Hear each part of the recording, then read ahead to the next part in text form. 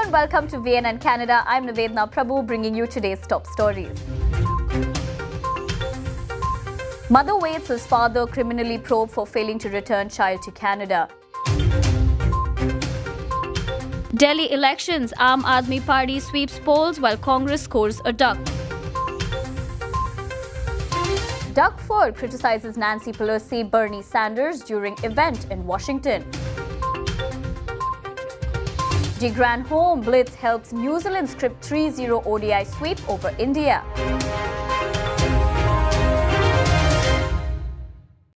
First up, Canadian police are investigating a mother's complaint that her former spouse has failed to obey a court order to return their 4-year-old son to Canada.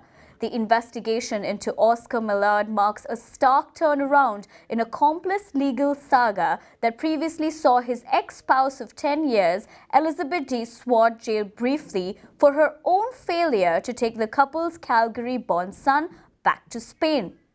Detective David Keegan, who heads up international child abduction cases for the Calgary police, said Millard's failure to abide by the order from Alberta's top court was under active investigation by his service, the RCMP, Global Affairs and foreign partner agencies.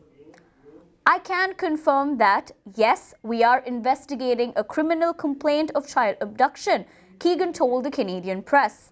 We have attempted to speak with the suspect to see what the issue is, if there's a lack of understanding or just an outright refusal to comply.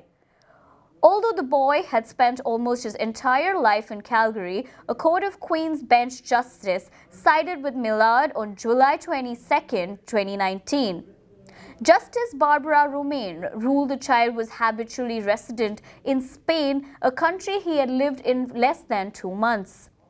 For the moment, police have listed the Calgary-born child as a missing person in Canada. Keegan said De Swart has had a few Skype chats with her sons since she left him in the Netherlands. Now she says she no longer gets any response from her ex and does not know where they are. Now moving on to some news from India, Aam Aadmi Party has swept the Delhi polls, reducing BJP to a single digit and Congress to 0. ECI declares results for all 70 seats for Aam Aadmi Party wins 62 seats and Bharatiya Janata Party has won 8.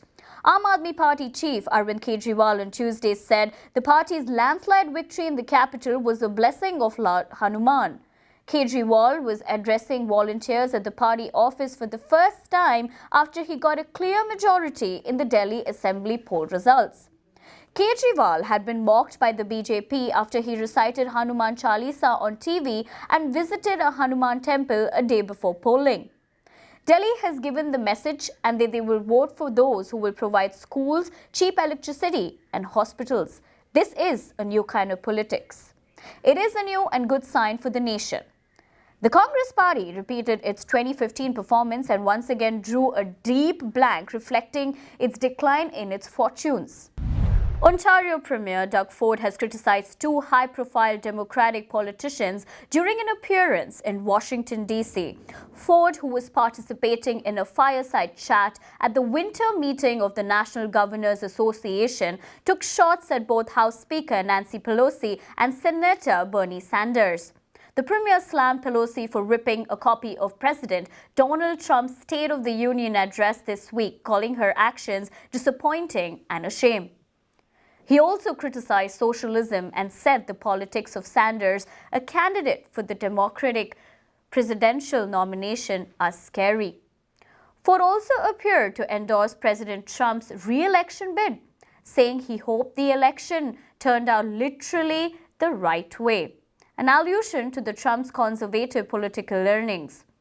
4 Canadian premiers are in the US this week to help foster better cooperation and improve trade between their provinces and US states.